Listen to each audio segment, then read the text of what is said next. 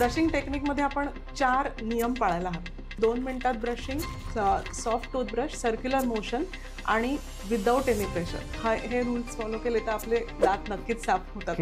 Mobile वापरत लोक brush करतात, तर त्यांनी काय प्रॉब्लेम होऊ शकतो? आपल्या डोक्यात विचार काहीतरी वेगळेच चालू असतात आणि आपण ब्रश करत असतो. अजिबात तसं करू नका. माउथ फ्रेशनरचा जर अतिरेक झाला तर त्याच्याने ड्राय माउथ सारख्या समस्या होऊ शकतात. अगदीच लहान मुलं असतात ज्यांना फुंकता सुद्धा येत नाही, त्यांना तर मी म्हणेन तुम्ही टूथपेस्ट घेऊच नका. पचनक्रियेमध्ये दातांचं महत्त्व किती आहे? खूपच आहे. प्रेग्नन्सीमध्ये दात ठिसूळ होतात, तर हे तुम्हाला काय वाटतं?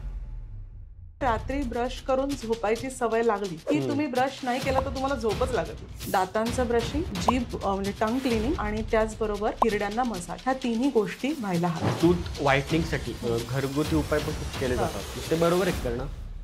इथे मला बरेचदा प्रश्न विचारला जातो, मीठ वापरावं का? तर मीठ अजिबातच वापरू नये. तुम्ही दिवसभर तुमच्या तोंडामध्ये काहीतरी बिस्किट टाकताय, क्रीम बिस्किट खाताय, चिप्स खाताय, तर तुम्ही तुमच्या दातांचं नुकसान 100% करणार आहात. आपल्या तोंडामध्ये दिवसभरात किती लाळ तयार होते? अर्धा ते 1.5 लिटर. त्याच्यामुळे तुमच्या दातांची हेल्थ चांगली राहते. मराठी पॉडकास्ट आपल्या एका नव्या एपिसोडमध्ये आज आपल्या गेस्ट आहेत. त्यांचं नाव आहे डॉक्टर कश्मीरा जठार आणि त्यांना डेंटल फील्डमध्ये 18पेक्षा जास्त वर्षांचा एक्सपिरियन्स आहे. त्याचसोबत पिंपळे सौदागर येथे त्या डेंटल प्रॅक्टिस करतात आणि त्याचसोबत त्या डेंटल ट्रीटमेंटसाठी अत्यंत प्रसिद्ध आहेत. आपल्या सुंदर दातांची काळजी ही कशी घ्यावी ही त्यांच्या मधुर वाणीतून आपण जाणून घेऊया. तर बघत राहा आजचा आपला एपिसोड. मॅडम, आजचा जो आपला टॉपिक आहे तो खूप लेस डिस्कस टॉपिक आहे. म्हणजे आजकाल लोकांना वेगवेगळ्या आरोग्याच्या भागांवर बोलायला आवडतं, पण डेंटल हेल्थ यावर खूप कमी जण बोलतात. तर त्याबद्दल आपण आज डिस्कस करणार आहोत. तर माझा एक प्रश्न होता मॅडम, की टूथपेस्टची ना मार्केटिंग अशी झाली ना की त्यात लवंग, परत पुदिना सगळं टाकतात लोक. असं ते ॲडव्हर्टाईजमेंट दाखवतात की आमच्या टूथपेस्टमध्ये हे आहे, ते आहे, ही टूथपेस्ट चांगली, ती टूथपेस्ट चांगली. तर नक्की टूथपेस्ट चांगली कोणती? आपण हे एक लक्षात घ्यायला हवं ना की टूथपेस्ट हे एक मीडियम आहे. ओके, दात क्लीन करायचं हे एक मीडियम आहे, ती कुठली जादू नाहीये. ठीक आहे, मी नेहमी सांगते की जसं कुठल्याही फेअरनेस क्रीमने आजपर्यंत कोणी गोरा झालेला नाही, तसं कुठल्याही व्हाईटनिंग टूथपेस्टने कोणीही अचानक कोणाचे दात एकदम पांढरे होणार नाहीत. ओके, सो वेगवेगळे प्रॉडक्ट्स आले आहेत कारण ती तशी मार्केटची गरज आहे की तुम्ही काहीतरी बदल केल्याशिवाय तुमच्याकडे लोक आकर्षित होणार नाहीत. पण मी म्हणेन की त्यातल्या त्यात फ्लोराईड हा जो कंटेंट आहे तो आपल्या दातासाठी महत्त्वाचा आहे. सो आपल्या टूथपेस्टमध्ये फ्लोराईड असावं. आणि त्यात अजून 2 प्रकार असतात, एक नॉर्मल टूथपेस्ट आणि एक anti sensitivity toothpaste. Anti sensitivity toothpaste ही रेग्युलरली वापरू नये. आपण नॉर्मल कुठलीही टूथपेस्ट वापरू शकतो, त्यामध्ये बदल करू शकतो. तुम्ही कधी पेस्ट, जेल असंही चेंजेस करू शकता, तुमच्या बदल करू शकता.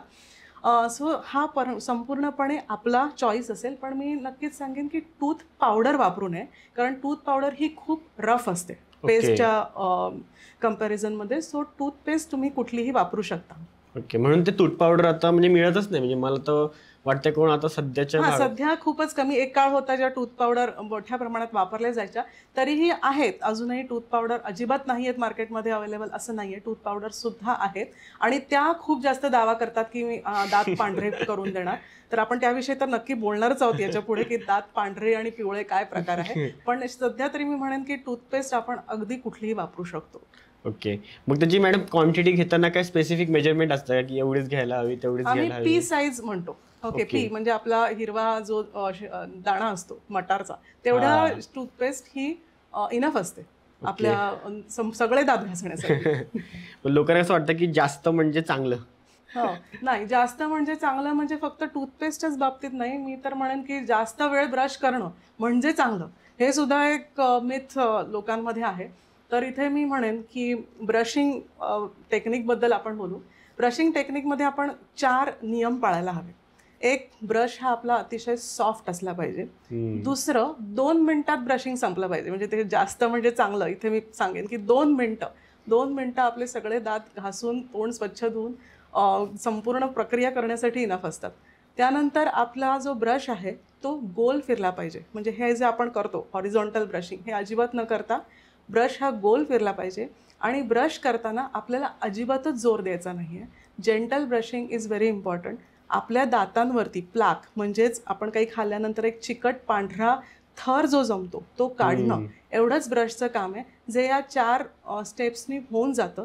त्यामुळे 2 मिनिटात brushing, soft toothbrush, circular motion आणि विदाऊट एनी प्रेशर, हे रूल्स फॉलो केले तर आपले दात नक्कीच साफ होतात.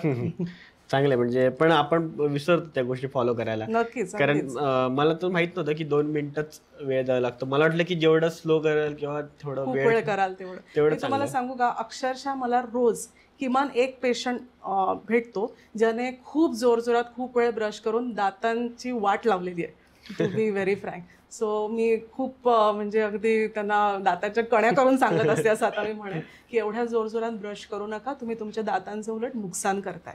पण ते कसं झालंय, म्हणजे आपल्या पॅरेंट्स लोकांना ती आयडिया नव्हती, लहानपणापासूनच ते शिकवलं गेलं. मग जेव्हा एखाद्या लहान मुलाला जेव्हा दात येतात तेव्हा तुम्हाला काय वाटतं की त्याला काय असं तुम्ही सांगितलं पाहिजे की त्याला लहानपणी चांगल्या सवय लागते? अगदी खरं आहे. म्हणजे तुम्ही म्हटलं तसं हा अवेअरनेस फार कमी आहे आणि म्हणून मी सांगते की तुम्ही जेव्हा लहान मुलांना सांगता ना की तू रात्री ब्रश करायला पाहिजेस, तो कोणाला कॉपी करणार आहे? तो त्याच्या आईवडिलांना कॉपी करणार आहे. मग मी आईवडिलांना विचारते, तुम्ही करता का रात्री ब्रश? तर तुम्ही सुरुवात करा रात्री ब्रश करायला, तेव्हा ते मूल तुम्हाला बघून करणार आहे. तर पहिल्यांदा सवयी आपल्या बदलायच्यात आपल्याला. त्यानंतर मग ही लहान मुलं, त्यांना म्हणजे अगदी सुरुवातीचा दात आल्यापासूनच त्यांना ब्रशिंग हॅबिट लावा.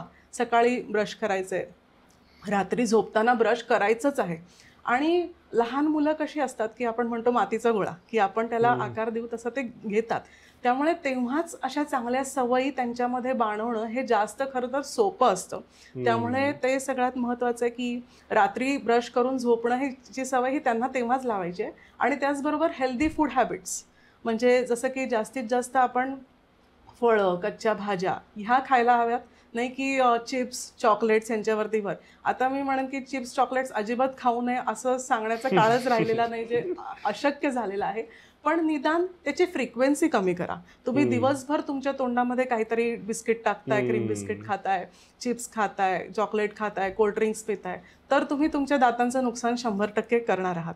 त्यामुळे हेल्दी फूड हॅबिट्स ठेवणं हे फार महत्त्वाचं आहे. म्हणून आता हे म्हणजे मी म्हटलं की फ्रूट्स किंवा ग्रीन व्हेजिटेबल्स हे काय आहेत? They are natural toothbrushes. म्हणजे दे आर फायब्रस, म्हणजे त्यांच्यामध्ये आपण जेव्हा चावतो तेव्हा असे दोरे निघतात त्यांचे, ठीक आहे. तर ते नॅचरली तुमचे दात स्वच्छ करत असतात. तेच की तुम्ही एखादे चिप्स, 2-4 चिप्स खाऊन बघा, तुम्हाला वाटतं की तुमचं तोंड चिकट झालंय. आणि तेच तुम्ही एखादा काकडीचा तुकडा खाऊन बघा, तुम्हाला वाटतं तुमचं तोंड फ्रेश झालंय, स्वच्छ झालंय. सो हे दीज आर नॅचरल टूथब्रशेस. तुम्ही काही दिवसभर ब्रश करत राहू शकत नाही, पण साध्या या गुड फूड हॅबिट्सनी सुद्धा तुम्ही तुमचे दात स्वच्छ ठेवू शकता. तर हे आपण आपल्या मुलांना नक्कीच देऊ शकतो. म्हणजे निसर्गाने आपल्यासाठी आधीच सगळ्या गोष्टी करून ठेवल्या, अगदीच खरं, आपण त्याचा वापर नाही करत. बरोबर आहे, बरोबर. हा चांगला पॉईंट होता. म्हणजे मला पण त्याची आयडिया नव्हती की हेल्दी फूड खाऊन पण आपले दात चांगले राहू शकतात. पण मॅडम, हे लहान पोरांना आपण ज्या सवयी लावतो ना, तर पण जेव्हा तो एकदम पहिलाच दात येतो किंवा एकदम लहान असतो मुलगा, मग तो दात ब्रश करणं हे त्याला नाही जमू शकत. सुरुवातीला त्याची आईच त्याला स्वतः दात घासून देते. मग त्यांनी काय एक काळजी घ्यायला पाहिजे की दात घासताना आपल्या मुलांची? बरोबर. अगदीच लहान मुलं असतात ज्यांना थुंकता सुद्धा येत नाही, त्यांना तर मी म्हणेन तुम्ही टूथपेस्ट घेऊच नका, नुसता ब्रश द्या. आता कसं असतं ना, रात्रीचं ब्रश हे जास्त महत्त्वाचं असतं. तर मी काय सांगते की रात्रीचं ब्रश आईने करू दे आणि सकाळी जेव्हा ब्रश करणार आहे ना, तेव्हा ते मुलाला स्वतःला करू दे. कारण त्यांना सुद्धा स्वतः करायचं आहे ना. मुलांचं एक असतं की मी करणार, त्यामुळे त्यांना त्यांचंही करू दे. म्हणजे मग त्यांना ते मी केलं याचा आनंद मिळू दे. आणि नीट ब्रश हे आईने करू दे. हळूहळू जसं मूल मोठं होत जातं तसं मग आपण मी जे हे सगळे टेक्निक्स सांगितले ब्रशिंगचे, ते असे आपण त्यांना समजवत गेलो तर ते स्वतःहून तसं ब्रश करणार आहेत. आणि माझा स्वतःचा अनुभव आहे की एकदा तुम्हाला रात्री ब्रश करून झोपायची सवय लागली की तुम्ही ब्रश नाही केला तर तुम्हाला झोपच लागत नाही. तर ही सवय आपण नक्कीच मुलांमध्ये बाळगू शकतो. आणि अजून एक बरेच बोललं जातं की लहानपणापासून मला पण सांगितलं गेलं की 2 वेळा ब्रश करत जा, झोपायच्या आधी आणि उठल्यानंतर. तर त्यावर तुमचं काय मत आहे? बरोबर. तर रात्री ब्रश तर अगदीच गरजेचं आहे झोपायच्या आधी. म्हणजे झोपायच्या आधी म्हणणं ह्याच्यासाठी की त्या रात्रीच्या ब्रश नंतर तुम्ही आता काही खाणं अपेक्षित नाही आहे, काहीच नाही. पाणी सोडलं तर तुम्ही दुसरं काही खाणं पिणं अपेक्षित नाही आहे. आता एकदा आपण रात्री ब्रश केलं, झोपलो, रात्रभर आपलं तोंड बंद आहे, आपण काही खात नाही आहोत, सो सकाळी उठल्या उठल्या ब्रश करण्याला काही अर्थच नाही आहे, कारण तुमचं तोंड बंदच आहे, तुमच्या तोंडामध्ये काही नाही आहे.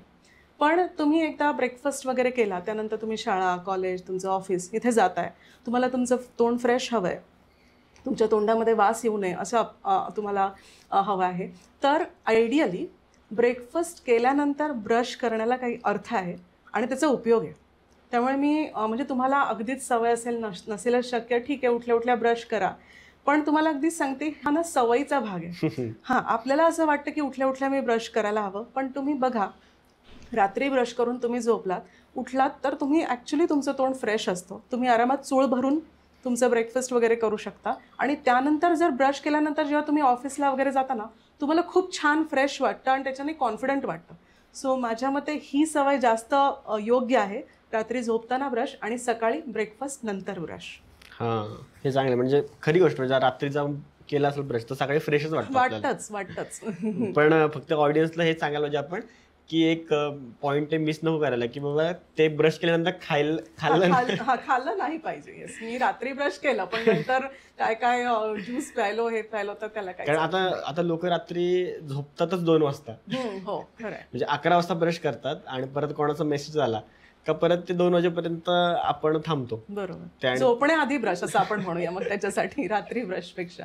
हां, तर पण आता हे झालं आपल्या दातांविषयी, पण ओरल हेल्थ म्हणजे फक्त दात नाहीत ना. नक्कीच. तर मग इतर कोणते जे आपले अवयव आहेत किंवा जे कोणत्या गोष्टी आहेत आपल्या तोंडामध्ये ज्यांची आपण केअर करायला हवी? हो, सो दात आपले आहेत, हे कोणी पकडून ठेवलेत? दातांना हिरडीने पकडलंय आणि त्याच्या खाली आहे हाड, त्याच्या आजूबाजूला आहे आपली जीभ, गाल वगैरे गोष्टी. तर आपण जेव्हा ब्रश करतो ना, तेव्हा दातांचं ब्रश ही एक प्रक्रिया झाली. त्याचबरोबर तुम्ही हिरड्यांना सुद्धा मसाज करायला हवं. आता हिरड्यांना मसाज करण्यासाठी आपलं साधं बोट हे पुरेसं आहे आणि आपल्या वरच्या हिरड्यांना वरून खाली आणि खालच्यांना खालून वर थोडासा जोर देऊन हे गम मसाज करायचं आहे. म्हणजे मी जिथे म्हटलं की टूथ ब्रशिंग हे कमी प्रेशर देऊन करायचं आहे, तर गम मसाज हे थोडंसं प्रेशर देऊन करायचं आहे. गम मसाज करण्यामागचा उद्देश हा आहे की हिरड्यांना ब्लड सर्क्युलेशन आहे, रक्तप्रवाह आहे. जेव्हा आपण ते थोडंसं जोरात मसाज करतो, आपण तिकडचा रक्तप्रवाह चांगला करत असतो. तर आपल्या हेड मसाजसारखं. सो कुठल्याही गोष्टीचा रक्तप्रवाह जेवढा चांगला, तेवढी ती गोष्ट निरोगी, हेल्दी राहणार आहे. त्यामुळे दात घासल्यानंतर आपण हिरड्यांना मसाज जरूर करावा. इथे मला बरेचदा प्रश्न विचारला जातो, मीठ वापरावं का? तर मीठ अजिबातच वापरू नये. मीठ तर टूथ पावडरपेक्षाही रफ आहे, जे अजून जास्त आपले दात आणि हिरड्यांचं नुकसान करणार आहे. तेव्हा फक्त बोट म्हणजे पुरेसं आहे. जर काही हिरड्यांच्या संबंधित समस्या असतील तर गम मसाजसाठी काही औषधं आम्ही सुचवतो, अदरवाईज फक्त बोट हे पुरेसं आहे. त्याचबरोबर मी जे प्लाक मगाशी म्हटलं, म्हणजे जो पांढरा थर काही खाल्ल्यानंतर आपल्या तोंडामध्ये तयार होणारा थर, हा थर दातांबरोबरच तुमच्या जिभेवरही साठतो आणि त्यामुळे ही बॅड ब्रेथ म्हणजे तोंडाला वास येणं ही समस्या जाणवू शकते. त्यामुळे ब्रश केल्यानंतर आपली जीभही साफ करणं हे फार महत्त्वाचं आहे. त्यामुळे दातांचं ब्रशिंग, जीभ म्हणजे टंग क्लिनिंग आणि त्याचबरोबर हिरड्यांना मसाज, ह्या तिन्ही गोष्टी व्हायला हव्या. बरोबर. आता जसं मगाशी आपण म्हटलो की ह्या टूथपेस्ट किंवा ज्या ओरल हेल्थच्या रिलेटेड ना मार्केटिंग खूप वेगवेगळ्या प्रकारचे झाले, तर त्यामुळे अजून एक प्रकार आला की म्हणजे ते असतात ना माउथ फ्रेशनर्स किंवा ते लिक्विड फॉर्ममध्ये असतात, तर ते युजफुल असतात का? माउथ फ्रेशनर्स जे आहेत ना, ते तुमच्या ब्रशिंगला रिप्लेस नाही करू शकत. म्हणजे आता आज मला ब्रश नाही करायचं आहे, तर मी फक्त माउथवॉश करेन, तर तसं नाही चालणार. तर माउथ फ्रेशनर्स जे आहेत ते मी म्हणते की तुम्ही हे कधी वापरू शकता? तुम्ही ऑफिसमध्ये आहात, तुमचं लंच झालं आहे, आता तुमची काही मीटिंग आहे, तर तुम्ही जस्ट एक माउथ फ्रेशनर वापरला, त्याच्याने गार्गल्स केले, यू फील फ्रेश, तुमचं तोंडाला चांगला वास यायला लागतो. तर तशा प्रकारे तुम्ही वापरू शकता. कारण माउथ फ्रेशनरचा जर अतिरेक झाला तर त्याच्याने ड्राय माउथसारख्या समस्या होऊ शकतात. त्यामुळे माउथ फ्रेशनर वापरायचं असेल जरूर वापरा, पण तुम्ही टूथ ब्रशिंगला रिप्लेसमेंट म्हणून माउथवॉशकडे पाहू नका. ओके, म्हणजे ते फक्त जस्ट एक ॲडिशन आहे. येस, म्हणजे तुम्हाला एक एक्स्ट्रा आपण म्हणतो की आज स्पेशल डे आहे किंवा काहीतरी आहे आता, तर त्यासाठी आपण यूज केलं तर ठीक आहे. आणि दुसरा काय मॅडम प्रश्न, मला मोबाईल वापरत वापरत लोक ब्रश करतात तर त्यांनी काय प्रॉब्लेम होऊ शकतो का? हां, म्हणजे कसं आहे ना, आता एक टर्म आहे मार्केटमध्ये, कॉन्शियस इटिंग. तुम्ही काय खाताय इथे लक्ष देऊन खा, म्हणजे तुम्ही काहीतरी चुकीचं खाणार नाही. तसंच मी इथे ना कॉन्शियस ब्रशिंग ही टर्म वापरते, की तुम्ही जे करताय ना तिकडे लक्ष द्या, म्हणून म्हणजेच मग तुम्ही ते नीट कराल. कारण बरेचदा काय होतं, मी जे म्हटलं की जोरजोरात ब्रशिंग, आता हे आपल्या सवयीचा भाग होतो. हां, आपल्या डोक्यात विचार काहीतरी वेगळेच चालू असतात आणि आपण ब्रश करत असतो आणि मग ते तसंच जोरजोरात करतो आणि बराच वेळ करतो वगैरे वगैरे. जेव्हा तुम्ही कॉन्शियस ब्रशिंग करायला लागता, तेव्हा तुम्ही पाहता मी काय करतोय, माझा ब्रश माझ्या शेवटच्या दातांपर्यंत पोहोचतोय का, की मी फक्त पुढच्या दातांवरतीच माझं सगळं कॉन्सन्ट्रेशन आहे, माझा खूप जोर तर लागत नाही आहे, मी खूप वेळ तर करत नाही आहे. त्यामुळे मोबाईल बघताना काय, मी तर म्हणते काही लोकांना घरभर फिरत किंवा बाल्कनीमध्ये उभं राहून वगैरे पण ब्रश करायची सवय असते. अजिबात तसं करू नका. 2 मिनटं तिथे जिथे आहात बेसिनच्या समोर तिथे उभं राहूनच ब्रश करा, कॉन्शियसली ब्रशिंग करा. आणि ह्यामध्ये मॅडम मिररचा किती रोल आहे? म्हणजे आता तुम्ही म्हणतात की लोक बाहेर फिरतात, मिरर किती इम्पॉर्टंट आहे? म्हणजे मिरर नसेल तर आपण ब्रश करू शकत नाही असं नाहीये. आपण ब्रश करू शकतो, म्हणजे मेकअप सारखं नाहीये. मिरर नाही तर मी ते करू शकत नाही. पण नक्कीच म्हणजे समोर जर मिरर असेल तर आपण अजून नीटपणे ब्रश करू शकतो. थोडासा मागच्या दातापर्यंत जातोय की नाही ब्रश वगैरे पाहू शकतो. खूप महत्वाचं नाही, पण असला तर चांगलाच असं. ओके. आणि आपल्या तोंडामध्ये सलायवा पण असते, ते बरेच जण म्हणतात की सकाळी उठल्यावर सलायवा म्हणजे गिळली हवी, काय म्हणतात की थुकून द्यावी, जे लोकांमध्ये खूप मिसकन्सेप्शन्स आहेत, तर ते तुम्ही सांगू शकता का? तुम्हाला माहिती आहे का आपल्या तोंडामध्ये दिवसभरात किती लाळ तयार होते? अर्धा ते 1.5 लिटर दिवसभरात लाळ सतत तयार होत असते. आणि ही लाळ ही तुमची आहे, नैसर्गिकपणे तो तयार होणारा स्राव आहे तुमच्या तोंडामध्ये, जो अतिशय गरजेचा आहे. त्याच्यामुळे तुमच्या दातांची हेल्थ चांगली राहते, त्याच्यामुळे तुमचं तोंड ओलसर राहतं, त्यामुळे तुम्ही बोलू शकता. तुमचं तोंड कोरडं पडलं तर तुमची जीभ टाळायला चिकटून जाईल. सो लाळ ही तुमच्या तोंडामध्ये सतत तयार होतेच आहे. त्याच्या लाळ ग्रंथी आपल्या गालामध्ये असतात, जिभेच्या खाली असतात वगैरे अनेक ठिकाणी असतात. तर लाळ ही तयार होतेच आहे, रात्रभर सुद्धा तयार होते आणि रात्रभर तुम्ही ती गिळताच आहात. त्यामुळे सकाळची लाळ अशी काय वेगळी असणार आहे? ती तुम्ही तशी रात्रभर गिळताच आहात, त्यामुळे ती सकाळी गिळली काय आणि थुंकली काय. पण सतत थुंकत राहण्याचं काही म्हणजे गरजच नाहीये, कारण ती तुमच्या तोंडामध्ये तुमची लाळ तयार होणारी आहे. तुमच्यासाठी गरजेची गोष्ट आहे, ती तुम्ही गिळतच राहणं अपेक्षित आहे. भारतामध्ये मॅडम अजून एक सोय आहे की चहा आणि कॉफी प्यायची. म्हणजे आपण स्टेटसला बघतो लोकांच्या, टी लवर, म्हणजे आम्ही चहा वेडे वगैरे लोक टाकत असतात. तर चहा सतत पिण्याने आपल्या दातांवर काही इफेक्ट होतो का, पिवळं पडणे वगैरे? सो कुठलंही कलर्ड फूड त्याचा अतिरेक केला तर त्याचा दातावर परिणाम होणारच आहे. म्हणजे मुख्य अगदी बेसिक गोष्ट म्हणजे दाताची शेड चेंज होणार आहे. चहा कॉफीचे नक्कीच दातावरती डाग पडतात. येल्लोपेक्षा एक ब्राउनिश डाग दाताच्या आतल्या बाजूला पडतात. तर मुख्य म्हणजे हल्ली माझ्या काही पेशंटमध्ये बघितलं, ब्लॅक कॉफी प्यायचा हल्ली फार ट्रेंड आहे. तर त्याचं तर नक्कीच म्हणजे दातावरती डाग पडतात. आणि त्याचबरोबर मग आपल्याकडे भारताचाच विषय चाललाय तर पान, पान, तंबाखू, गुटखा वगैरे ह्या गोष्टींचे निश्चितच दातांवरती डाग पडतातच. ओके. म्हणजे हे तर अवॉइडच करायला पाहिजे बाकीच्या गोष्टी. हां, म्हणजे अतिरेक कशाचाही वाईट. तुम्ही दिवसाला 1-2 कप चहा पीत असाल, कॉफी पीत असाल हरकत नाही. पण तुम्ही सतत ह्या गोष्टी घेत असाल तर दातांवरती त्याचे डाग पडतात. आणि हे सेन्सिटिव्ह पण बनवत असेल आपल्या टूथला, जे गरम. सेन्सिटिव्हिटी केव्हा येते माहिती आहे? जेव्हा आपण अति गरम गोष्टी घेतो. ओके. आणि त्याचबरोबर मी काही लोकांकडे ही सवय पाहिली आहे की चहा प्यायचा आणि पाणी प्यायचं. हा एक किंवा अतिशय गरम खायचं आणि त्यानंतर ज्यूस किंवा तुमचे कोल्ड्रिंक्स घ्यायचे. आता आपण आपल्या काचेच्या ग्लासला बघितलंय. समजा आपण आतमध्ये त्यामध्ये समजा थंड पाणी ठेवलंय आणि आपण त्याला गरम पाण्यात बुडवलं तर तो फुटतो ग्लास, काच तडकते. तर तसाच काही प्रकार आपल्या दातांवरच्या एनॅमलवरती सुद्धा होतो. जेव्हा तुम्ही गरम थंड, थंड गरम असं अल्टरनेटली आणि खूप पटपट घेत राहता, तेव्हा तुमच्या दातावरचं एनॅमल म्हणजे अगदी तुटून नाही बाहेर निघत, पण त्यामध्ये क्रॅक्स निश्चित डेव्हलप होतात. ओके. आणि मग ह्या क्रॅक्समधनं हळूहळू आपण जे काही आपल्या तोंडामध्ये सतत काही ना काहीतरी आपण खातोय, गोड खातोय, आंबट खातोय, तर हे झिरपत राहतं आणि मग त्याच्याने दातांना कॅव्हिटीज होण्याचं प्रमाण निश्चित वाढतं. त्यामुळे हे चुकीचं होतं की जेव्हा आपण, आणि मग सेन्सिटिव्हिटीही वाढते. त्यामुळे गरम थंड हे अल्टरनेटली खाणं ही चुकीचं आहे किंवा एकाच वेळी घेणं. ओके. मग मला इथे एक प्रश्न पडतो मॅडम, की पण आता गरम थंड म्हणजे नक्की किती? कारण आता आपण गोड खाल्लं का थोडी तहान लागते आपल्याला. हं, मग चहा पिले हं, आणि मी साधं म्हणजे टॅप वॉटर असतं ते जर हं, पिलं, हं. तर त्रास आहे का? डायरेक्ट जाऊन फ्रीजचं पाणी पिलं तर त्रास आहे? लगेच घेतलं तर म्हणजे मी जसं म्हटलं ना, मी सवय ही पाहिलेली आहे लोकांची, चहा आणि पाणी असं बाजूला घेऊन बसायचं. चहा प्यायचा, पाणी प्यायचं. खरंच असे म्हणजे पाहिलेले आहेत सवयी लोकांच्या. तर तसं करू नये. म्हणजे हां, पाणी म्हणजे कुठल्याही टेम्परेचरला असलं तरी पण हां, पाणी नका घेऊत ना. लगेच कशाला घ्यायचं आणि चहाही घेताय तो अति गरम नको. कारण त्याचा तुमच्या दातांवरतीच नाही तर तुमच्या आजूबाजूला जो म्युकोजा आहे म्हणजे गाल आहेत, ओठ आहेत, जीभ आहे, त्यांच्यावरही चुकीचा परिणाम होत असेल. It's kind of irritation. So अति गरम ही घेऊ नये आणि त्याचबरोबर अति गरम घेतल्यानंतर लगेचच थंड हेही चुकीचं आहे असं. हं, हं. आणि एक बऱ्याच जणांमध्ये तोंड येणे हं. हा एक प्रॉब्लेम असतो. काही जणांना फ्रिक्वेंटली तोंड हो, येत असतात. येतं. मग त्याचं काय कारण असतं? त्याला ना जनरली जे फ्रिक्वेंटली तोंड येतं किंवा परीक्षांच्या आधी येतं पहा, ओके. त्याला ॲप्थस अल्सर किंवा स्ट्रेस अल्सर असं म्हटलं जातं. जेव्हा आपली झोप कमी होते, त्यानंतर काही स्ट्रेस असतो आणि त्याचबरोबर पोटाच्या काही समस्या असतील, तर तोंडामध्ये सतत अल्सर येणं हे होऊ शकतं.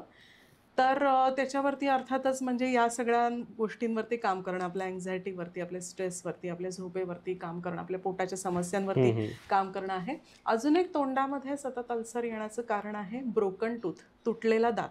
ओके. ओके. किंवा तुमची कॅप किंवा काही असेल तर त्याचे शार्प एजेस, ओके. ज्या सतत एखाद्या आपल्या गालाला किंवा ओठाला किंवा जिभेला कुठेतरी सतत घासले जात आहेत. तर हं. त्या सततच्या घर्षणाने तोंडामध्ये अल्सर निर्माण होतो आणि हा अल्सर डेंजरस असतो. हा बापरे! जर सतत होत राहिला काही महिने, काही वर्ष, तर ह्याचं रूपांतर कॅन्सरमध्ये सुद्धा होऊ शकतं आणि हे नोन फॅक्ट आहे आणि म्हणजे अगदी रेअर नाही आहे. ह्या अशा केसेस झालेल्या आहेत. त्यामुळे तुमच्या तोंडामध्ये असे तुटके दात असतील, शार्प एजेस असतील, तर डेफिनेटली त्याची ट्रीटमेंट करून घेणं आवश्यक आहे. ते एकदम म्हणजे हा अननोन फॅक्ट होता. हं, कारण बरेच जण काय करतात, की थोडा तुटला दात, हं. तर आपण इग्नोर करतो. दुर्लक्ष केलं जातं. बरोबर आहे. किंवा जोपर्यंत आपल्याला असं आपलं एक माइंडसेट असतं, की जोपर्यंत आपल्याला काही एक्स्ट्रीम त्रास होत नाहीये, तोपर्यंत आपण मी नेहमी म्हणते, एक रात्र तुमची जेव्हा वाया जात नाही ना, झोपच लागली नाही, तोपर्यंत डेंटिस्टकडे बरेच लोकं पोहचतच नाहीत. हे फार फार कॉमन आहे. खरं आहे म्हणजे जोपर्यंत ठणके बसत नाहीत ना आणि अगदी. झोप येत नाही रात्री तोपर्यंत आपल्याला वाटतच नाही, की अरे जावं. मग मॅडम काय आणि एक पण आहे, की हे ना गोष्टी रात्रीच जास्त हो, त्रासदायक हो, होतात. हो, म्हणजे हो, दाढेचं दुखणं आहे ना, हो. म्हणजे कोणाला विचारलं ना, की "अरे मला रात्री झोप नाही आली, माझी दाढ दुखवली मी रात्री." नेहमी गमतीने म्हणते लेबर पेन आणि टूथ पेन दोन्हीचे अगदी आवडीची वेळ रात्रीचीच आहे. रात्रीच ते त्रास देतात. त्याला काही स्पेसिफिक रिझन आहे का असं नाही? नसावं. म्हणजे खूप वेळा ऑब्झर्व्ह केलंय. तर मग आणि मॅडम असं जेव्हा होतं मॅडम लोकांना, की रात्री दात दुखतायत किंवा दाढ दुखते, तर त्यावेळी त्या व्यक्तीने काय करायला हवं, की फर्स्ट एड काय असावं ते ठळक थांबवण्यासाठी? जनरली पेन किलर्स उपयोगी होतात. पेन किलर्स काम करतात. जेव्हा आपला दात खूप ठणकायला लागतो ना, सगळ्यात बेसिक गोष्ट आपण काय करू शकतो, जोपर्यंत डेंटिस्टकडे जात नाही, अति गरम खाऊ नये. कारण गरम जास्त खाल्लं, अति किंवा गरम सुद्धा घेतलं, तर गरमने दाताचं दुखणं, त्याचबरोबर काही सूज वगैरे आली असेल, तर ती ॲग्रवेट होते, म्हणजे ती वाढू शकते. त्यामुळे ते आपण अव्हॉइड करू शकतो. त्या बाजूने चावणं अर्थातच आपण थांबवतो, कारण चावल्यावरती दुखतं आणि त्याचबरोबर काही पेन किलर्स ज्या रेग्युलरली ओव्हर द काउंटर आपल्याला मिळतात, त्या आपण घेऊ शकतो. ज्याच्याने तेवढ्यापुरता तरी आपल्याला थोडासा रिलीफ मिळतो, असं ओके. होऊ शकतं. म्हणजे तेवढा रात्रीपुरती तुम्ही हो. त्या अव्हॉइड करू शकता. सकाळी तुम्हाला डेंटिस्टकडे जाणं हे भागच आहे. भाग आहे. हो. म्हणजे दातांच्या समस्या अशा आहेत ना, जे आपलं पोट दुखलं, आपण औषध घेतो, आपल्याला बरं वाटतं. तसं दातांचं कधीच होऊ शकत नाही. दातांमध्ये काही समस्या निर्माण झाली, तर तिथे काहीतरी आपल्याला प्रोसिजर, काम हे करावंच लागतं. तुम्ही तुमचं कधीच दाताचं दुखणं फक्त औषधं घेतली आणि बरं झालं, असं नाही होऊ शकत. आपण ढकलू नाही शकत जास्त पुढे ते हां. कंटिन्यू हो, हो. किंवा आपण 2 दिवस समजा आजारी पडलो, तर 3-4 दिवसांनी आपली बॉडी म्हणजे स्वतः रिकव्हर पण होते. बरोबर, बरोबर. थोडासा आजार असेल, फार सर्दी खोकला असेल, तर बरेच जण जात नाहीत. तर रिकव्हर होतं, पण दातांचं होऊ शकत नाही का? हां, म्हणजे दातांची जी कीड आहे ना, ते आपण म्हणतो रिव्हर्सिबल नाहीये. म्हणजे आता खड्डा पडला, मग परत शरीराने ते भरून घेतलं, असं होऊ शकत नाही. हाडाच्या बाबतीत ते होतं. हाड आपलं हां, तुटलं, बरोबर. तर आपण प्लास्टर करतो म्हणजे काय, फक्त त्याला जोडून ठेवतो. ते स्वतःचं स्वतःच जुळतं. ते आपल्या शरीरामध्ये तेवढी ताकद आहे, की ते स्वतःचं स्वतः त्याला जोडून घेतं. पण दातामध्ये एकदा खड्डा पडला, कीड लागली का ती स्वतः भरून निघणार नाहीये. म्हणूनच मी म्हणते की दातां जेव्हा दुखतात, एवढ्या दुखेपर्यंत जेव्हा आपल्याला त्रास होतो ना, तेव्हा खरोखर म्हणजे तेवढा त्या दाताचं नुकसान झालेलं असतं. त्यामुळे तिथे काही प्रोसिजर करणंच आवश्यक आहे. तिथे फक्त औषधांनी तुम्हाला आराम नाहीच मिळू शकत. आणि एक अजून एक प्रकार असतो लोक करतात की टूथ स्केलिंग करतात, म्हणजे आपण क्लिनिंग. की ते वॉटर जेट प्रेशरने थोडंसं वरून साफ करून घ्यायचं, तर ते हार्मफुल असतं का? नाही, इथे तुम्ही 2 गोष्टी बोललात. वॉटर जेट हे वॉटर फ्लॉसर आहे, जे आपण घरी करतो. ओके. फ्लॉसिंग म्हणजे काय? आपले दात जे असतात ना, एकमेकांच्या बाजूबाजूला असले तरी ते चिकटलेले नाही आहेत एकमेकांना. त्यांच्यामध्ये काही स्पेस आहे जिथनं एक धागा जाऊ शकतो, ज्याला फ्लॉस म्हणतात. ओके. तर ती स्पेस जी क्लीन करण्यासाठी आपला ब्रश कधीच उपयोगी पडत नाही, कारण ब्रश दातांच्या मध्ये कधीच नाही जाणार आहे. तो दातांवरनं जाणार आहे. तेव्हा दातांच्या मधल्या या ज्या स्पेसेस आहेत त्या क्लीन करण्यासाठी डेंटल फ्लॉस असतो, एक धागा मिळतो जो आपल्याला एका विशिष्ट प्रकारे हातामध्ये धरून ते दात क्लीन करायचे असतात, किंवा विथ हँडलवाला पण असतो. आता हेच डेंटल फ्लॉसिंग वॉटर फ्लॉसिंगच्या माध्यमातून पण करता येतं. म्हणजेच आपली कार कशी प्रेशरने क्लीन होते, तशा प्रकारचाच प्रकार असतो की ते जे वॉटर आहे ते जेटच्या स्वरूपात, म्हणजे थोडंसं प्रेशरने येतं. जे तुम्ही दातांच्या आजूबाजूला फिरवलं की ते दातांच्या मधनंही ते पाणी जातं आणि तुमचे दात क्लीन करत असतं. तर हे वॉटर फ्लॉसर झालं. वॉटर फ्लॉसर्स तुम्हाला इझिली ऑनलाईन अवेलेबल आहेत. ओके. तर हे आपण आपलं घरी करतो, जे आपण रेग्युलरली रोजसुद्धा करू शकतो. आता डेंटल स्केलिंग किंवा डेंटल क्लिनिंग हा जो प्रकार आहे तो आपल्याला डेंटल क्लिनिकमध्येच प्रोफेशनल्स थ्रू करावा लागतो, आणि हा वर्षातून किमान एकदा करावा. आणि ह्याच्यामध्ये आपण काय करत असतो, आपल्या दाताच्या हिरडीच्या जवळ तुम्ही कितीही चांगलं ब्रश केलं तरी एक हार्ड लेअर तयार होत असतो. ओके. ज्याला टार्टर किंवा कॅल्क्युलस म्हणतात, जे तयार होतंच. आता प्रत्येकाची टेंडन्सी आहे की ते किती लवकर तयार होईल. ओके. काही काहींना अगदी 5-6 महिन्यातच ते खूप पटापट वाढतं, काही काहींचं वर्षभरातही एवढं ते निर्माण होत नाही. तर हे जे टार्टर आहे ते तुम्ही कितीही जोरात ब्रश केला तरी ते निघणार नसतं. तर ते क्लीन करणं हे डेंटल स्केलिंग किंवा डेंटल क्लिनिंगचं काम आहे, जे आपण वर्षातनं एकदा करतो. तर आणि आता इथे मला सांगावं लागेल की ह्या डेंटल स्केलिंगबद्दल पण खूप गैरसमज लोकांमध्ये आहेत की डेंटल क्लिनिंग केल्यानंतर तुमचे दात जास्त हलायला लागतात, स्पेसेस तयार होतात, दात घासले जातात. तर अजिबातच तसं नाही आहे. डेंटल क्लिनिंग हे मी नेहमी उदाहरण देते, आपल्या घरी डस्टिंग कसं करतो तसं आहे. ओके. तर आपण हे अशा प्रकारे या पोझिशनमध्ये आपण डस्टिंग करतो. तर क्लिनिंगही तेच असतं की ते जे टेप असतं ते व्हायब्रेट होतं आणि ते फक्त ते जे डिपॉझिट्स चिकटलेले आहेत त्यांना हलवून बाजूला करतं, एवढंच. जो त्या आमच्या मशीनमध्ये तेवढी ताकदच नाही आहे की ते दाताला हलवेल किंवा दातांमध्ये स्पेस तयार करेल. आता तरी पण दात हलू शकतात. केव्हा? तर हे जे टार्टर आहे ना ते हळूहळू वाढत जातं. आता हे जसं जसं वाढतं ना ते काय करतं, हिरडीला दूर ढकलत राहतं दातापासून. आता हिरडी बरोबर हाडही खाली उतरतं. दाताला कोणी पकडलं होतं? हिरडी आणि हाडाने. आता हिरडी आणि हाड खाली गेलं आणि आता कोण पकडतंय दाताला? फक्त टार्टर. तर ते असं टार्टर निघाल्यानंतर तुमचे दात हलणारच आहेत. तर ह्याचा अर्थ असा आहे की हे क्लिनिंग तुम्ही खूप आधी करून घ्यायला हवं होतं. उशीर झाला आहे त्यामुळे हे असं झालेलं आहे. तर क्लिनिंग केलं म्हणून दात हलायला लागले असं नाही. म्हणजे मी इथे नेहमी उदाहरण देते की आपलं घर नको मोकळं दिसेल म्हणून कचरा नको बाजूला करायला, असं म्हणण्यासारखं आहे. तर क्लिनिंग केल्यानंतर आपले दात कधीच हलू शकत नाही, जर तुम्ही हेल्दी रेग्युलरली क्लीन केलात तर. आणि स्पेसेस बनण्याचं तर काही कारणच नाही आहे क्लिनिंग केल्यानंतर. मग ते जे लोकांमध्ये मी खूप वेळा ऑब्झर्व करतो की दातांमध्ये स्पेसेस, म्हणजे फटी म्हणतो आपण त्याला मराठीमध्ये, त्या खूप पडतात. जसं एज वाढतं ना तसं जास्त प्रमाण त्याचं वाढत जातं. त्याची काय कारण? आता दातांना कोणी परत तेच पकडलंय, हिरडी आणि हाडाने. आता एजिंग हा एक फॅक्टर आहे. जसं की आपले केस पांढरे होतात, आपल्याला सुरकुत्या पडतात, तसंच हिरड्यांवरतीही एजिंगचा परिणाम होतो. तर जसा एजिंगमुळे हिरड्या आणि हाड तुमचं खाली उतरायला लागलं की दाताचा सपोर्ट कमी झाला की ते हळूहळू इकडे तिकडे हिंडायला लागतात, पसरायला लागतात आणि त्याच्यामुळे स्पेसेस होतात. हा एक भाग. पण काही लोकांना काही कमी वयातच हे सगळे प्रॉब्लेम चालू होतात. हे बरेचदा हिरडी आणि हाडांचे प्रॉब्लेम, पेरिओडॉन्टल प्रॉब्लेम्स म्हणतात त्यांना, त्याच्यामुळे होत असतात आणि त्याच्यावरती उपचार नक्कीच आपल्याकडे आहेत, जेणेकरून हे पुढे वाढू नये. ओके. पण आता हे जेनेटिक्स पण मॅडम खूप मॅटर करत असेल दातांमध्ये, की एखाद्याचे दातच लहानपणीपासूनच, जसं माझं पर्सनली मी बघायला गेलं तर माझे दात खूप असे वाकडे पुढे काही मागे, तर ते आहे. तर असे जेव्हा असतात लहान मुलांचे दात तर ते आपण फिक्स करू शकतो का? नक्कीच नक्कीच वेडेवाकडे दात सरळ करण्याची नक्कीच प्रोसिजर्स आपल्याकडे आता त्या जेनेटिक्सच विचारायला म्हणजे बेसिकली आपण आईवडिलांकडनं ह्या गोष्टी आपल्याकडे येतात का. तर कसं आहे ना की दात जेव्हा किडतात ना तेव्हा आपल्या चुकीच्या फूड हॅबिट्स किंवा चुकीचे ब्रशिंग हॅबिट्स हा एक फॅक्टर झाला. ओके. हम्म. त्याचबरोबर दुसरं म्हणजे दातांची रचना तीच जर अशी असेल की तुमचं हम्म. खाणं अडकेलच हम्म. म्हणजे तुम्हाला ते क्लीन करताच येत नाही त्याच्यामुळे दाताला कीड लागू शकते किंवा दाताची स्वतःची रचनाच अशी असेल की त्यांच्यामधला जो खोलगट भाग आहे तो जास्त डीप आहे आणि ज्याच्यामुळे अन्न जास्त अडकतंय. बरोबर. हां.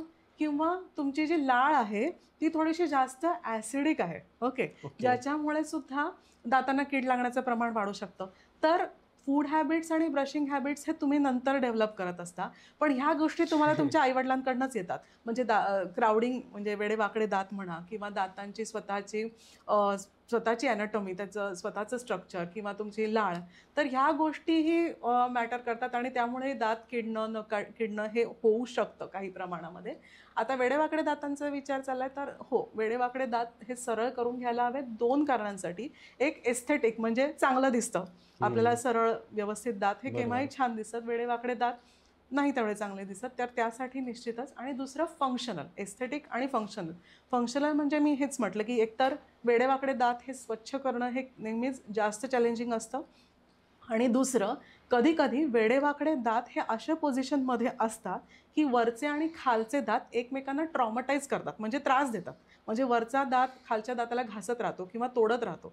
कसं असतं वरच्या आणि खालच्या दातांचं एकमेकांशी काही रिलेशन आहे त्यामुळे आपण काही नीट प्रकारे खाऊ शकतो पण ते जर रिलेशन बिघडलं असेल तर ते दात एकमेकांना सोबत न करता त्रास द्यायचं कामही करू शकतात.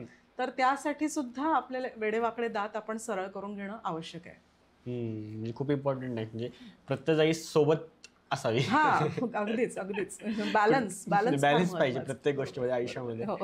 तर ह्या झाला एक दातांचा आपल्या हिरड्यांचा विषय आपण बोललो किंवा ब्रशिंग विषयी बोललो. पण दात आपण जेव्हा मोस्टली कशासाठी यूज करतो की जेवण चावण्यासाठी. बरोबर. तर मग पचनक्रियेमध्ये दातांचं महत्व किती आहे? खूपच आहे. जेव्हा आपण आपलं अन्न चावतो तेव्हा ते अन्नाचे छोटे तुकडे होतात. ते छोटे तुकडे होत असतानाच आपली लाळ त्याच्यामध्ये मिसळत असते. ओके. आणि तेव्हाच पचनाची पहिली प्रक्रिया चालू होते. हम्म. जेव्हा आपल्याला सगळ्यांना काय वाटतं आपलं पचन पोटामध्ये होतं तसं नसतं. पहिलं पचनाची सुरुवात ही तोंडामध्ये होते लाळ अन्नामध्ये मिसळल्यानंतर. आता हे जर झालंच नाही तुम्ही नीट चावतच नसाल तर तुमचं अन्न एकतर बारीक होणारच नाही आणि त्याचबरोबर समजा तुम्ही म्हणा की मी मिक्सरमधनंच बारीक करून खाईन पण मग तुमची लाळ त्याच्यामध्ये मिसळणारच नाही. त्यामुळे ही जी पहिली प्रक्रिया आहे डायजेशनची ती होणारच नाही. त्यामुळे आपण नेहमी बघू शकतो ज्यांना दातांच्या समस्या असतात ना त्यांना पचनाच्या समस्या ह्या असतातच. ह्या कारणामुळे असतात. ओके. म्हणजे आता मला इथं एकदम असं लहान असताना जेव्हा म्हणजे मला अजून आठवतंय की आम्हाला MCQ असतात त्यात यायचं की पचनाची पहिली प्रक्रिया कुठून सुरू होते.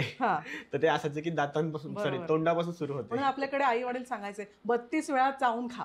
त्यामागे कारण हे आहे की म्हणजे 32 वेळा म्हणजे अगदी आपण मोजून 32 वेळा नाही खात पण अन्न नीट चावून खाणं हे महत्वाचं आहे यासाठी. मला हे पण आलं होतं 32 वेळा चावणं म्हणजे काय 32 दात आहेत म्हणून 32 वेळा. म्हणजे ती एक म्हण तयार झाली. पण त्यामध्ये सांगण्याचा उद्देश हा आहे की जास्त वेळ व्यवस्थित लक्ष देऊन चावणं पुन्हा तेच कॉन्शियस इटिंग की नीटपणे चावणं खाणं ज्याने आपल्याला पचनाला नक्कीच त्याची मदत होते. आणि काही लोकांमध्ये मॅडम बॅड ब्रिथिंगचा पण खूप प्रॉब्लेम असतो. म्हणजे आता ते मला ऐक ना की ते त्यांच्या सवयी खराब आहेत का ते ब्रश कमी करतात म्हणून होतं. तर नक्की काय कारण असतं बॅड ब्रिथिंग? बॅड ब्रेथला आम्ही हॅलिटॉसिस म्हणतो. ठीक आहे. तर हा खरंच खूप कॉमन प्रॉब्लेम आहे. त्याच्यामध्ये एकतर ऑफकोर्स की जर तुम्ही तुमच्या दातांची काळजी तुमच्या दातांची स्वच्छता नीट ठेवत नसाल तर निश्चितच ही समस्या तुम्हाला जाणवते. म्हणजे कसं असतं की समजा दातांमध्ये कीड आहेच खड्डे आहेतच तर काय होणार आहे तुम्ही काही खाल्लं की त्या खड्ड्यांमध्ये जाऊन बसणार आहे ते अन्न. आता ते अन्न तिथेच बसलेलं थोड्या वेळाने त्याचा वास येणार आहे आणि त्याचाच तोंडाला तुमच्या वास येतो. ठीक आहे. हे एक. त्यानंतर जीभ साफ करणं हे त्यासाठीच महत्त्वाचं आहे कारण जीभ जर स्वच्छ नसेल तर त्याच्याने बॅड ब्रेथचा त्रास होतो. त्यानंतर तुम्हाला हिरड्यांची काही समस्या असतील तर कसं असतं आपला हा दात आहे ही हिरडी आहे तर आयडियली ही हिरडी अशी घट्ट पकडून ठेवायला हवी दाताने. जेव्हा तुमच्या हिरडीमध्ये काही समस्या निर्माण होते ना, ती हिरडी थोडीशी अशी लूज होते. ओके. आता लूज झाली की काय झालं, इथे एक पॉकेट तयार झालं. पॉकेट तयार झालं, बरोबर. जी हिरडी अशी होती ती आता इथे एक पॉकेट तयार झालं, जिथे तुमचे अन्नाचे बारीक कण जाऊन बसणार आहेत. ते तुम्ही स्वच्छ करू शकता का? नाही. तर ह्या पॉकेट्समध्ये जे अन्न तयार जमतं त्याच्याने सुद्धा तुमच्या तोंडाला वास येतो. सो ह्या बॅड ब्रेथ. म्हणूनच मी ही एक टिप सांगितली की सकाळी ब्रेकफास्ट नंतर जर तुम्ही ब्रश करून तुमच्या ऑफिसला गेला तर हा बॅड ब्रेथचा प्रॉब्लेम बऱ्यापैकी प्रमाणात कमी होतो. आणि टीथ क्लिनिंग पुन्हा हेच इथे खूप महत्त्वाचा रोल त्याचा आहे की तुम्ही जेव्हा जर वर्षातून एकदा क्लीन करत राहिलात तर तुमच्या हिरड्या आणि दातांची हेल्थ चांगली राहिल्यामुळे सुद्धा बॅड ब्रेथचा प्रॉब्लेम तुम्हाला होत नाही. आणि आपण लहान असताना मॅडम अजून एक कन्सेप्ट असायची की आपले टीचर आहेत ना ते आपल्या हँडरायटिंगवरनंच ओळखायचे की हा पोरगा कसा आहे. तर तुम्हाला असं वाटतं की दातांवरनं समजतं की हा व्यक्ती कसा आहे? आहे, त्याच्यावरती अभ्यास झालेला आहे. आता एक स्माईल डिझायनिंग म्हणून खूप इंटरेस्टिंग आमचं फील्ड आहे. त्यामध्ये हा विचार केला जातो की प्रत्येक दाताची रचना कशी असावी, चौकोनी दात किंवा ओव्हल शेपचे दात वगैरे, आणि कुठले दात तुमच्या पर्सनॅलिटीला चांगले दिसतील वगैरे, हा अभ्यास केला जातो. पण अगदी काही तुम्ही असं 100% सांगू शकत नाही की हा असे दात आहेत म्हणजे हा माणूस थोडा लबाड आहे वगैरे, असं काही होत नाही. पण तुमचे एकूणच दात कसे दिसतात ना, ह्याच्यावरती समोरच्यावरती तुम्ही काय इम्प्रेशन पाडता हे होतं नक्कीच. म्हणजे आपले दात आहेत ना समोरच्याचे, हे आपण अजाणतेपणे नोटीस करत असतो. म्हणजे मी तुमचे दात असे कधी बघत नाही, म्हणजे मी डेंटिस्ट आता बघते पण इतर नॉर्मल माणूस असं अगदी खास तुमचे दात म्हणून पाहत नाही. पण तुम्ही जेव्हा बोलता, हसता, तेव्हा तुमचे दात हे नोटीस होत असतात. ओके. जर ते आता समोरचाच दात किडलेलाच आहे, तिथे फटी आहेत, किंवा तुम्ही म्हटलं आधी बॅड ब्रेथ आहे, तर लगेचच तुमचं इम्प्रेशन थोडंसं कमी होतं. आता दात मॅडम म्हणतो ना आपण, तर तुम्ही अनेक गोष्टी आपल्याला सांगितल्यात, म्हणजे वेगवेगळ्या कन्सेप्ट तुम्ही सांगितल्यात. पण नॉर्मल ऑडियन्स आहे ना, त्यांना सगळ्यांना फक्त ते रूट कॅनल एवढंच माहिती असतं. तर ते रूट कॅनल किती गरजेचं असतं? आता आपला हा जो दात असतो ना, तर दाता आपल्याला दिसतो पांढरा, दातावरती एनामल असतं. ठीक आहे. आतमध्ये दाताच्या एक चेंबर असतो म्हणून एक छोटीशी खोली आहे.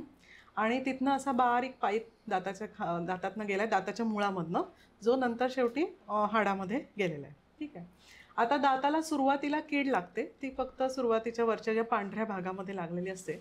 तेव्हा फार तर अन्न अडकतं. आपल्याला सेन्सिटिव्हिटी थंडने लागते, म्हणजे आईस्क्रीम वगैरे खाल्लं असं थोडंसं असं झंझनाहट आजकाल ॲडव्हर्टाईजमध्ये फार शब्द वापरला जातो. तर ती एक सेन्सिटिव्हिटी येते आणि थांबतं आपलं दुखणं. आता हे जेव्हा आपण ॲड्रेस करत नाही, म्हणजे ह्याच्यावरती ट्रीटमेंट करत नाही, तर ही जी लागलेली कीड आहे, तो जो खड्डा आहे, तो हळूहळू आतमध्ये पसरायला लागतो. आणि शेवटी एक वेळ येते की दाताचा जो आतला जो चेंबर आहे तिथपर्यंत ती कीड पोहोचते. आता दाताच्या आतली जी खोली आहे, तो चेंबर आहे, त्याच्यामध्ये काय आहे, आपल्या दाताच्या नसा म्हणजे नर्व्स, ब्लड वेसल्स, हे सगळं आहे. हाडामधनं ते दाताकडे आलेलं आहे. ओके. म्हणजे प्रत्येक दाताला ब्लड सप्लाय, नर्व सप्लाय असतो, स्वतःची रक्तवाहिनी असते, स्वतःच्या नसा असतात. आता तिथे नर्व्स आहेत, कीड तिथपर्यंत पोचली. आता काय सुरू झालं, इरिटेशन चालू झालं त्या डायरेक्टली नर्व्सला, इन्फेक्शन सगळं तिथे पोचलं. आणि मग तेव्हा आपल्याला ठणका चालू होतो. म्हणजे नुसती आता ही सेन्सिटिव्हिटी नाही आहे की जे आपण मगाशी म्हटलं रात्री झोप लागत नाही वगैरे, खूप ठणका लागतो, दुसऱ्याकडे काही लक्ष लागत नाही. आता जेव्हा सुरुवातीला आपली ही जी कीड फक्त दातामध्ये होती, ते आपण फिलिंगने भरू शकतो, म्हणजे आपण तेवढा क्लीन करतो एरिया, तिथे सिमेंट भरतो. पण ही जी कीड जेव्हा आतल्या नसेपर्यंत पोहोचते, तेव्हा आतली नस पूर्ण दाताच्या मुळापर्यंत खराब होऊन जाते. तिथे इन्फेक्शन सगळं मुळापर्यंत पोहोचून जातं. मग आता मी फक्त वरनं समजा सिमेंट भरलं, तर आपण काय करतोय, उलट आतल्या इन्फेक्शन ब्लॉक करून टाकतोय. मग त्याला ना आतमध्ये जायला कुठे जागा, ना बाहेर यायला जागा. ते काय करणार, प्रेशर देणार, आणि तुम्हाला म्हणून अजून ठणका वाढेल, अजून दुखेल, उलट सूज वाढेल. म्हणून मग जेव्हा कीड नसेपर्यंत पोचते, तेव्हा आपल्याला रूट कॅनाल ट्रीटमेंट करावी लागते. रूटमधल्या कॅनालची ट्रीटमेंट म्हणून ती रूट कॅनाल ट्रीटमेंट. कॅनाल म्हणजे तसं बारीक पाईप मी म्हटलं ना, त्या खोलीतनं खाली मुळाकडे येणारा तो बारीक पाईप. तर रूट कॅनाल ट्रीटमेंटमध्ये आपण काय करतो की कीड तर साफ करतोच, पण दातामध्ये ही जी दाताच्या मुळामध्ये जे इन्फेक्शन पसरलेलं आहे तेही क्लीन करून घेत असतो. मुळं साफ केल्यामुळे, आता प्रत्येक दाताची मुळं वेगळी, कोणाला 1 असतात, 2 असतात, 3 असतात, त्याप्रमाणे त्या कॅनाल्स क्लीन करून त्या भरल्या जातात. बरोबर. आणि म्हणजे मग हे रूट कॅनल ट्रीटमेंट कम्प्लीट झाली की, आणि मग त्याच्यानंतर वरती खड्डा तो भरून त्याच्यानंतर कॅप वगैरे हे सगळं काम होतं. तर रूट कॅनल ट्रीटमेंट बेसिकली ही प्रोसिजर आहे. म्हणून आता ही जी प्रोसिजर आहे ही खूप एकतर ॲक्युरेटली करायला हवी. It's a tooth saving process. म्हणजे हे सगळं आपण का करतोय याला ऑफकोर्स खूप लोकांना माहित असेल वेळ जास्त लागतो, कधी कधी थोडंसं दुखू शकतं. मी म्हणणार नाही रूट कॅनल ट्रीटमेंट ही पेनफुल आहे, पण आधीच ऑलरेडी एवढा इन्फेक्शन तयार झालेला असल्यामुळे कधी कधी थोडंसं सुरुवातीला दुखू शकतं, शक्यता आहे. तर हे सगळं आपण का करतोय, तर दात आपल्याला वाचवायचं आहे या दृष्टीने आपण करतो आहोत. सो हे दात वाचवण्याच्या दृष्टीने जेव्हा ही कीड आपल्या नसेपर्यंत पोचते तेव्हा मग ही करायलाच हवी प्रोसिजर. नाहीतर मग दात काढणं हा एकच पर्याय आपल्याकडे राहतो, आणि केव्हाही दात शक्यतो काढू नयेतच. म्हणजे मी नेहमी म्हणते जे आपल्याला हे देवाने दिलेले आहेत हे दात, हे आपण सांभाळायला हवेत. ते आपल्याला फ्री मिळालेत म्हणून त्यांची आपल्याला अजिबात किंमत नाही. खरं म्हणजे एक एक दात हा अतिशय मौल्यवान आहे, आणि तो जेव्हा खूप किडतो, नसेपर्यंत किडतो, तेव्हा त्यांना वाचवण्यासाठीची जी प्रक्रिया आहे त्याला म्हणतात रूट कॅनल ट्रीटमेंट. ह्याची अल्टरनेटिव्ह नाही होत काय? अल्टरनेटिव्ह काय आहे म्हणजे तुम्हीच सांगा, काय करता येईल आपल्याला? दाताची नस खराब झालेली आहे, काय करणार? आपल्याला नसेमध्ये जाऊनच त्याला साफ करावं लागेल, बरोबर आहे ना? अल्टरनेटिव्ह समजा ठणक होतोच आहे, दात काढणं, मी जसं म्हटलं तसं. पण आपल्याला जर टूथ सेव्ह करायचा असेल, सांभाळायचा असेल, तर रूट कॅनल. आणि आता अल्टरनेटिव्ह म्हटलं आहेच, तर आता आपण असं म्हणू की ऑल्टरनेटिव्ह हे आहे की योग्य वेळी ट्रीटमेंट करून आपण एवढे थांबलो म्हणून ते इन्फेक्शन एवढं आतपर्यंत पोहोचलं. जर आपण सुरुवातीला जेव्हा सेन्सिटिव्हिटी येत होती, थंड पाणी लागत होतं, आपलं अन्न अडकत होतं, तेव्हाच जर ट्रीटमेंट करून घेतली असती तर रूट कॅनलची वेळ आलीच नसती. सो ऑल्टरनेटिव्ह आपण जास्त काळजीपूर्वक असणं हे आहे. Prevention is always better than prevention is always better than cure. तेच. आणि अजून आहे ना, जे प्रेग्नंट स्त्री असते तिला अनेकदा सांगितलं जातं, वेगवेगळ्या गोष्टी सांगितल्यात की तू हे खा ते खा असं सांगितलं जातं. तर अजून एक मग त्यामध्ये एक सगळ्यांमध्ये मिथ व्हायरल होते की प्रेग्नन्सीमध्ये दात ठिसूळ होतात. तर हे तुम्हाला काय वाटतं? ठिसूळ होतात की नाही हे म्हणजे मला वाटत नाही ठिसूळ होतात, पण हिरड्यांवरती नक्कीच परिणाम होतो. प्रेग्नन्सीमध्ये बेसिकली आपले हॉर्मोनल चेंजेस होत असतात. हॉर्मोन्सचा परिणाम नक्कीच हिरड्यांवरती होतो. मग त्याच्यामुळे हिरड्यांचे आणि त्या अनुषंगाने त्यातल्या आतल्या हाडाचे विकार चालू होतात.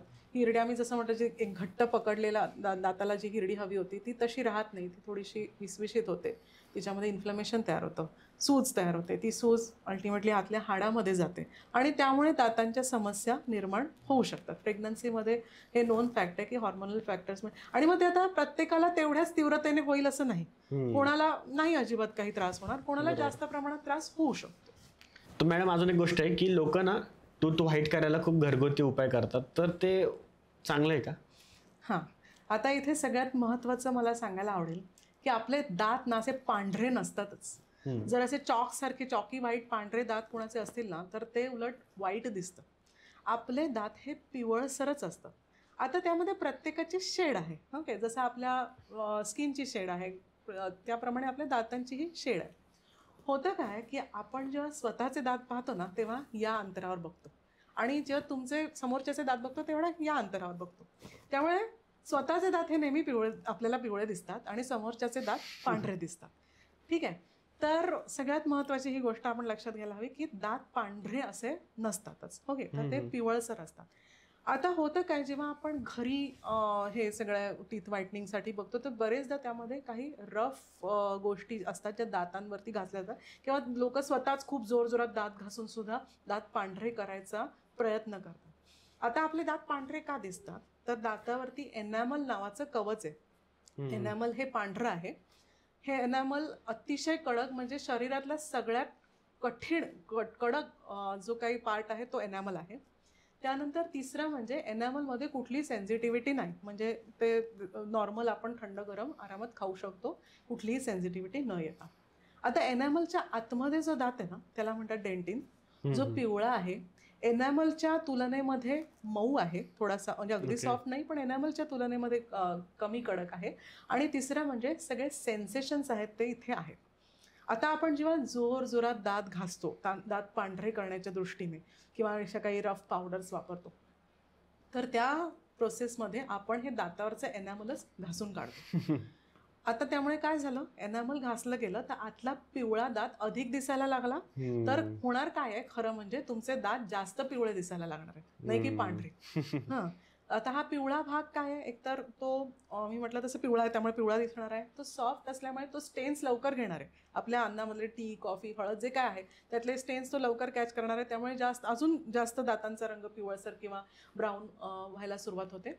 दुसरं म्हणजे हे सॉफ्ट असल्यामुळे ह्याच्यामध्ये रेझिस्टन्स कमी आहे. म्हणजे आपल्या दातावर ते अटॅक तर सतत होत असतो. आपण गोड खातोय, आंबट खातोय, गरम खातोय, सगळं खातोय, पण लगेच काही आपले दात किळत नाही. कारण दातामध्ये असलेला एनॅमलमध्ये असलेला रेझिस्टन्स तो लगेचच दाताला कीड लागू देत नाही. डेंटिनमधला रेझिस्टन्स कमी आहे, त्यामुळे कीड लागायचं प्रमाण वाढणार आहे. आणि तिसरी गोष्ट म्हणजे डेंटिनमध्ये सेन्सिटिव्हिटी आहे, त्यामुळे तुम्हाला सगळ्याच दातांमध्ये सेन्सिटिव्हिटी सुरू होणार. तुम्ही थोडंही आईस्क्रीम नाही खाऊ शकत, थोडंही थंड पाणी पिऊ शकत नाही.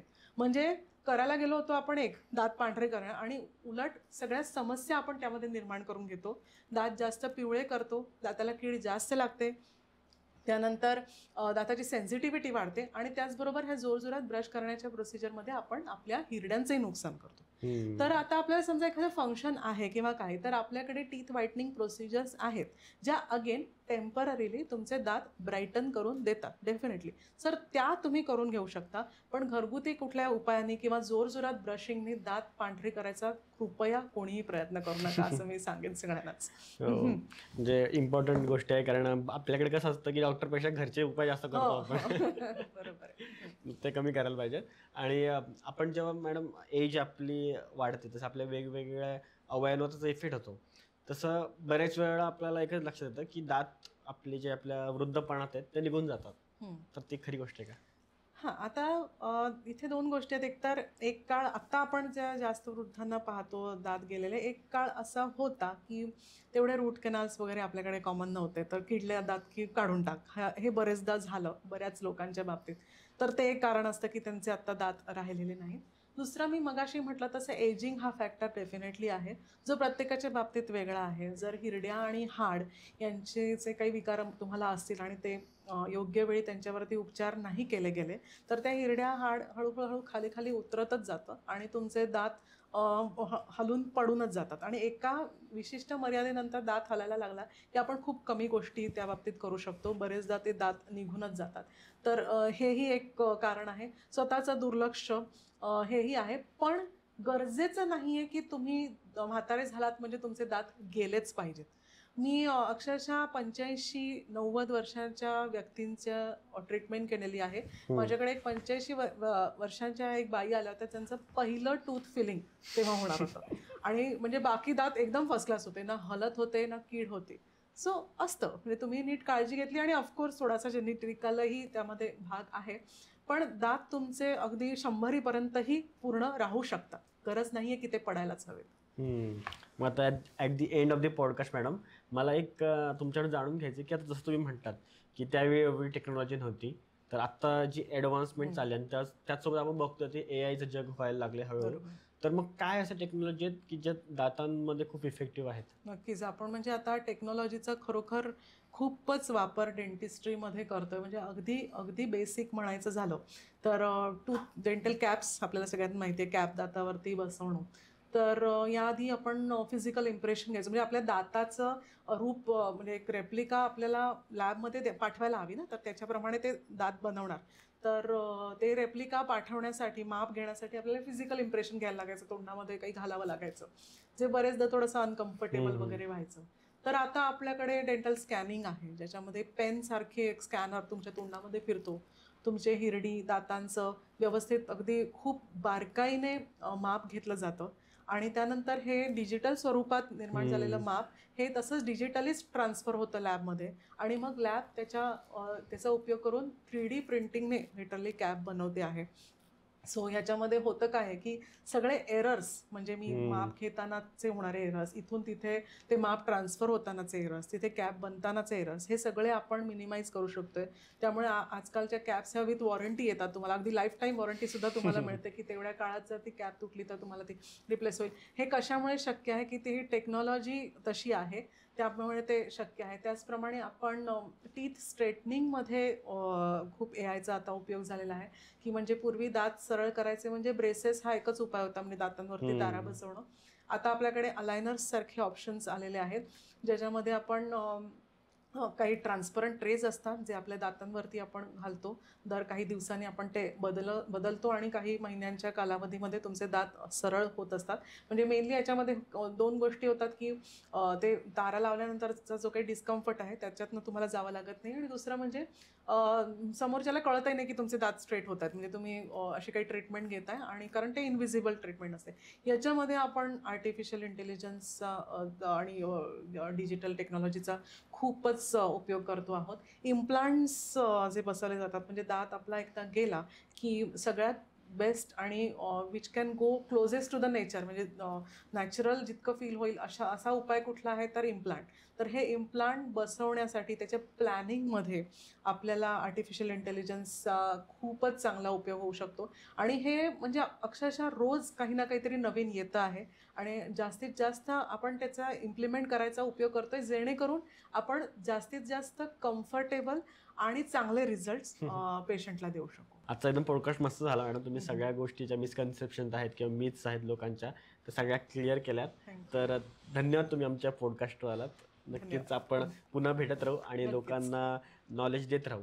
आय होप तुम्हाला व्हिडिओ आवडला असेल तर लाईक करा, कमेंट करा आणि चॅनलला सबस्क्राईब जरूर करा. कारण जेवढे तुम्ही आपले सबस्क्रायबर वाढवाल तेवढे आपण चांगले चांगले गेस्ट आपल्या चॅनलवर आणू शकतो. म्हणून चॅनलला नक्की सबस्क्राईब करा आणि जाणून घ्या आपल्या लोकांच्या गोष्टी आपल्या मराठीत, फक्त आणि फक्त ती मराठी पॉडकास्टवर.